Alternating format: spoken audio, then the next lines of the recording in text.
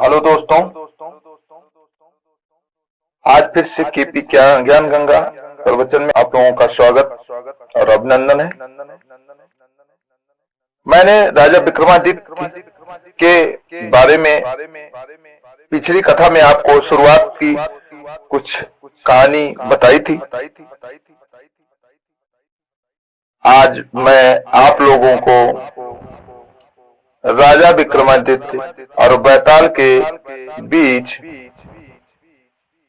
की प्रथम पहेली का कहानी सुनाने जा रहा हूं, जिसे सुनकर आपको अच्छा लगे तो इस हमारे वीडियो को लाइक, शेयर और सब्सक्राइब जरूर करें। आइए मैं आपको आगे की पहेली सुनाता हूं। अमावस्या की काली रात थी। आसमान में चांद का नामो निशान नहीं था। चारों तरफ घना अंधेरा और उस अंधेरे को चीरती हुई तेज हवाएं, शमशान में जलती चिताओं की धीमी धीमी लपटें और दूर कहीं से आती सियारों की डरावनी आवाज। ऐसे भयानक वातावरण में भी एक पुरुष बिना डरे आगे बढ़ रहा था। वह था राजा विक्रमादित्य। उनके चेहरे पर न डर था न घबराहट, केवल एक दृढ़ निश्चय अपने वचन को निभाने का। शमशान के बीचों बीच एक विशाल पीपल का पेड़ खड़ा था। उसकी सूखी डालियों ऐसे लग रही थी जैसे कि राक्षस के हाथ उस पेड़ पर उल्टा लटका था। बैताल, उसका शरीर ठंडा, आंखें चमकती हुई और चेहरे पर अजीब मुस्कान। राजा ने बिना समय गंवाए पेड़ पर चढ़े और उसे पकड़ लिया और कंधे पर डाल लिया। बैताल हंसते हुए बोला, हे राजन, तुम में साहस तो बहुत है, लेकिन क्या तुम्हारे पास बुद्धि भी है? राजा शांत रहे।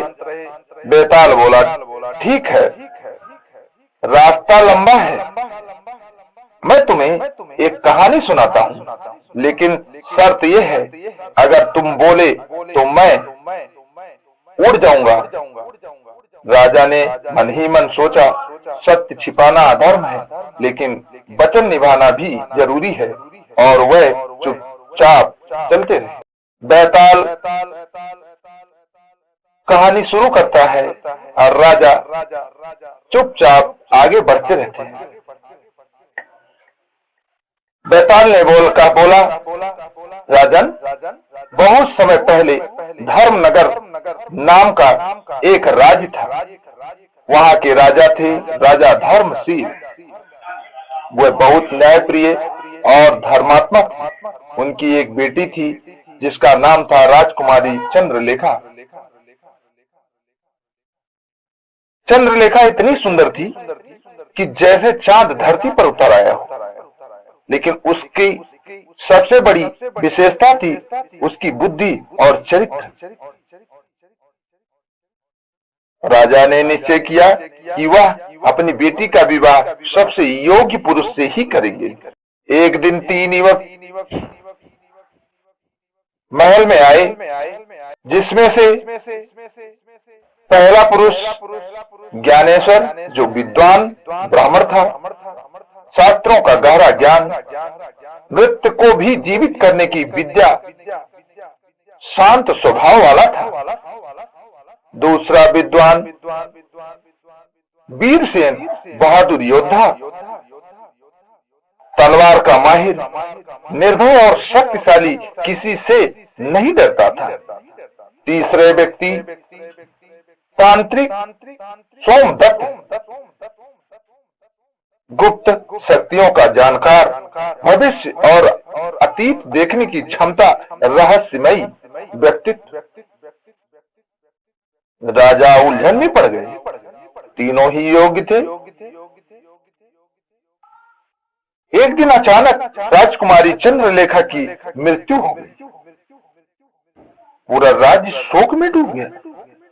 तीनों युवक टूट गए, लेकिन उन्होंने हार नहीं मानी। तीनों ने संघर्ष करना शुरू किया। तांत्रिक सोमदत्त ने अपनी शक्ति से पता लगाया राजकुमारी की अस्थियां कहाँ हैं। वीरसेन ने उन अस्थियों की रक्षा की, दिन रात पहरा दिया। ज्ञानेश्वर ने अपने मंत्रों से उसे फिर से जीवित कर दिया। राजकुमारी के जीवित होते ही तीनों बोले, वह मेरी है, वह मेरी है। ऐसा कहकर तीनों एक दूसरे से झगड़ा करने लगे। हे राजन, अब आप ही बताओ, इन तीनों में से असली पति कौन होना चाहिए? राजा विक्रमादित्य कुछ देर मौन रहे और फिर उन्होंने हर बात को गहराई से समझा।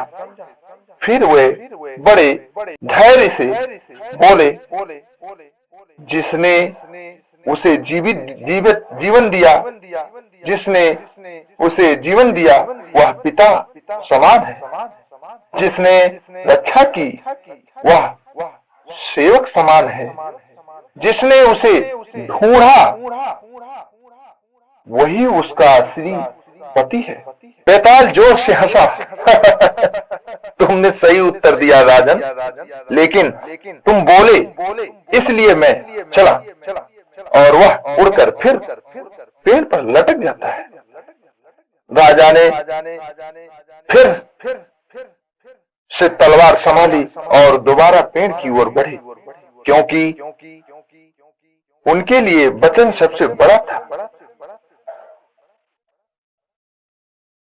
यह कहानी हमें यही सिखाती है, सही निर्णय ही सच्ची बुद्धि है। वचन निभाना सबसे बड़ा धर्म है। धैर्य रखने वाला ही महान बनता है। बोलो जय श्री राम। अब मैं दूसरी पहेली का किस्सा अगले हम दूसरे भाग में आप लोगों को सुनाएंगे। तब तक के लिए जय हिंद, जय भारत।